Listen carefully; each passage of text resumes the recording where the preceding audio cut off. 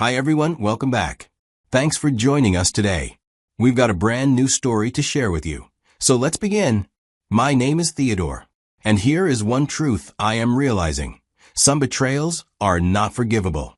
Not everything can be fixed with a conversation or swept under a rug with time. When my daughter stood in front of me and defended her mother's betrayal, I reached into my pocket, handed her a folded piece of paper, and I told her, "You've got 30 minutes. Pack your stuff. You're leaving this house." Some actions comes with consequences. Let me take you back to where it all started. 19 years ago, I met Ruby during our second year of college. I was drawn to her beauty, and I must admit she charmed me. We were both studying in different departments, but we bumped into each other a lot around the library and the cafeteria. At first, it was small talk, but those little conversations turned into longer talks that lead to dating. I was really in love with her from the day I got close to her. Back then, everything felt light. There were no bills hanging over our heads, no real responsibilities, just the promise of a future we could build together.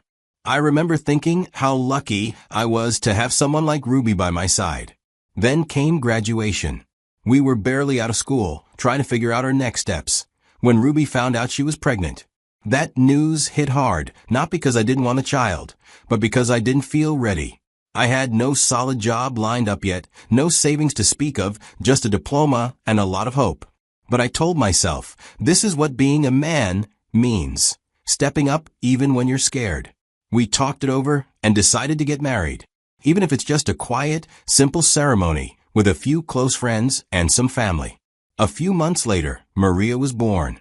I was no longer just a man trying to figure out life. I was a father now. Ruby and I didn't have much, but we had each other and this little girl who depended on us for everything. That was how our family started. A young couple, barely out of college, doing our best to make something work in a world that didn't offer many shortcuts. Honestly, I was scared. Most of my friends were either still figuring out their paths or coasting on their parents' support. Me?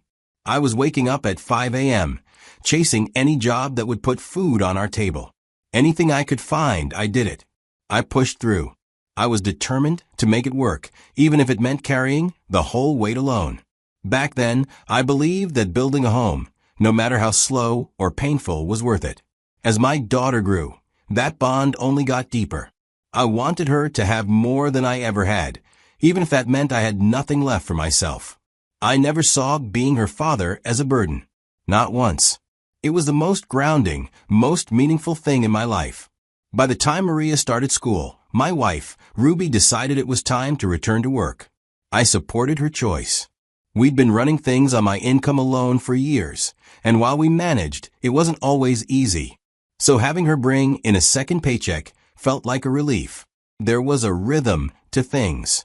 I'd get up early, help get Maria ready for school, then head to work. Ruby would pick her up later in the day, and we'd all eat dinner together. But time moves fast. Soon Maria was no longer my little girl chasing butterflies in the yard. She was now talking about college applications and majors. It all blurred together. Somewhere along the way, our baby girl had become a young woman. And with Maria growing up, I started to notice something else, something I couldn't quite explain at first. You know, when you've lived with someone for almost 2 decades, you start to notice even the smallest changes. It can be as subtle shifts in tone or in what's left unsaid. That's how it started with Ruby. Life had been moving fast. Maria was about to clock 19 years next month and was wrapping up high school, and college prep was already taking up most of our conversations. I figured maybe Ruby was just overwhelmed, like the rest of us. Then came this one moment I suggested we take a short family trip, just the 3 of us. I thought it would be a good way to reconnect before Maria left for college. I brought it up one evening while Ruby was on the couch, scrolling through her phone like she always did these days.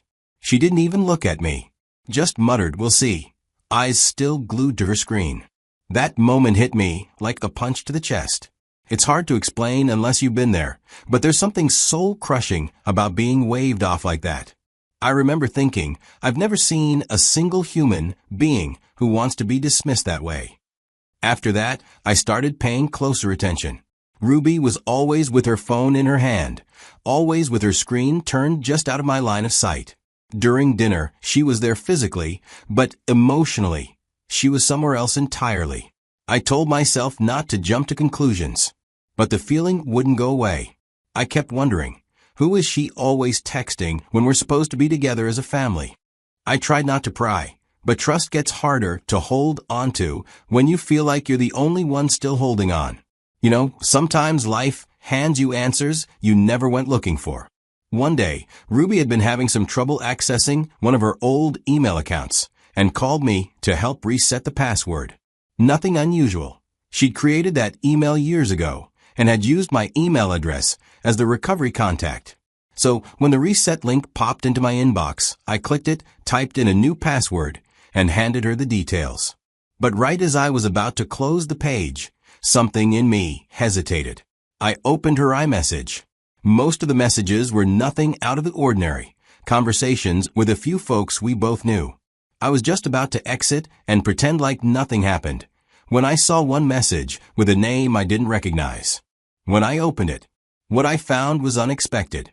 The message opened to a conversation, an ongoing one, between Ruby and a man I'd never heard her mention. I scrolled through the exchange, and as I read, my heart began to sink. They weren't talking like old friends catching up. There was warmth. There was familiarity. There was emotion. I kept reading, trying to piece it all together, and the deeper I went, the more things stopped making sense. There were old photos, some of her and him, some selfies I don't remember her ever showing me. And the timeline, that was what really shook me. These messages had been going on for a long time. Quiet messages exchanged during nights. Words from him like it was always supposed to be us, and her replies that didn't exactly shut him down. Then I saw something that made my hands literally start shaking. He mentioned the time they reconnected during a short break in her relationship with me, right before we got married. That was the same time she told me she went to stay with her cousin to clear her head. Back then, I believed her. I mean, why wouldn't I? She came back, said she wanted to make things work, and not long after, she told me she was pregnant. We got married in a rush, thinking it was the right thing to do. 19 years later, I'm wondering if that entire timeline was a lie. I didn't take screenshots of everything, it was too much, and honestly, I was barely holding myself together. But I did manage to grab a few pieces of the conversation, just in case I'd need them later. I closed the app and sat in silence for hours. I was heartbroken and confused. And for the first time, I asked myself a question I never imagined would cross my mind. Was Maria even my daughter? I felt sick thinking it. That question alone was enough to stop me from confronting Ruby right away. I needed to be sure. I needed truth. So in the days that followed, I made arrangements behind everyone's back. Quietly, carefully. I collected the samples I needed, sent them off for testing, and waited for the answer that would either give me peace or destroy the life I thought I had built. It took about a week for the DNA test results to come in. And let me tell you, that was the longest week of my life. And when the envelope finally came in, I took it straight to my room. I sat on the edge of the bed before I opened it. She wasn't mine. Biologically, Maria was not my daughter. There's no manual that tells you what to do when you find out you've been lied to for nearly 2 decades. I just sat there for a long while, numb. Then something in me just snapped. I wasn't going to sit with this and pretend everything was normal. I had to confront Ruby. I waited until Maria wasn't home. I needed Ruby to hear this from me without distractions. I walked into the living room and asked her one question. How long have you been in contact with X? She crossed her arms and said, "What are you talking about?" My anger grew, and I barked at her not to play with me. Her tone was defensive as she observed I wasn't bluffing. It's not what you think. I've only kept in contact. I haven't done anything with him. I stared at her. So you don't think keeping in contact with someone you clearly still have feelings for is cheating? I asked, keeping my voice as calm as I could. You lied to me. You built this family on a lie. You never told me there was a chance Maria wasn't mine. She fired back, avoiding the question. Why did you even going through my phone in the first place? That right there, that was the moment I realized she wasn't sorry. She turned it around to make me the bad guy, as if I had no right to seek the truth about my own life. Just then, Maria walked into the house. She had her backpack slung over one shoulder and earbuds in. She paused the moment she saw us. She looked from her mom to me, confused. "What's going on?" she asked, taking a step forward, pulling out one of her earbuds. Before Ruby could jump in and spin some version of the truth, I raised a hand slightly and said, "I found out that your mother has been in contact with her ex from her past. Someone I didn't know she was still speaking to." Maria's voice rose a bit, defensive by instinct. "Okay, but talking to an ex doesn't mean she's done anything wrong. Why are you making it sound like some huge betrayal?" I didn't argue any further. I just reached into my pocket and pulled out the folded DNA results. I handed it to her gently and said, "Read it." She looked confused as she unfolded the paper. Her eyes scanned the lines. Then she read it again. Her lips moved slightly as if trying to make sense of it. And then she stopped cold. I told her as calmly as I could, "You've got 30 minutes. Pack your things and leave this house." Ruby's mouth parted like she wanted to say something, but no sound came out. Maria sat there frozen, the paper trembling in her hands. I turned to Ruby one last time, holding back everything that wanted to break loose in my chest, and said, "You made me raise another man's child for 19 years. I will never forgive you." And then I left the room, because there was nothing left to say. Now that I've told you everything, it's been hard. I was deceived for 19 years, raising a child that wasn't even mine. I don't think there's a way to fully explain what that does to a man. What messes with my mind the most is not knowing if Ruby always knew the truth. Did she look at that little girl and lie to me every day with a straight face? Or did she manage to convince herself that it didn't matter, that the truth wasn't important because I was a good father anyway? I don't know. And the fact that I don't know just makes it all the more painful. Because even if she didn't plan to deceive me, she still chose to never tell me. She made that decision for me. She took away my right to choose what kind of life I wanted to live based on the truth. The role of a father isn't just biology, I get that. I lived it. But when that biological truth is tied to a betrayal that was buried under nearly 2 decades of silence, it becomes a wound you can't explain to anyone who hasn't lived through it.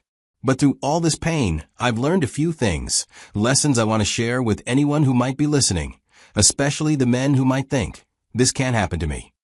Because I used to think that too. First, never ignore your instincts. If something feels off, it probably is. Distance in a relationship doesn't just happen, it starts somewhere. And often, it starts with deception. Pay attention when things change. Pay attention when communication fades, or when someone who once looked you in the eyes now hides behind their phone. That's not love pulling back. That's truth slipping away. Second, never assume loyalty just because you've sacrificed. You could give someone your whole life, your time, your money, your energy, and still not be enough for them to remain faithful. Love doesn't always equal loyalty, and loyalty doesn't always last. It's a hard truth, but one worth learning. And third, the truth always has a timeline. It doesn't matter how deep you bury it or how long it's been hidden. Eventually, it comes out. It took me 19 years to find mine, but it came. And when it did, it turned everything I knew upside down. So if you're holding on to something, if you're scared to dig for the truth because you think it might destroy you, just know this. Silence is more dangerous. Lies rot everything over time. But truth? As painful as it is, truth sets a boundary. It gives you a place to rebuild. To those watching, thank you for listening to my story. It's not easy sharing this, but if it helps even one person avoid the hell I've been through, then maybe some good can come out of it. Please like and share this video if you found it meaningful. And as for me, I'm still in the thick of it.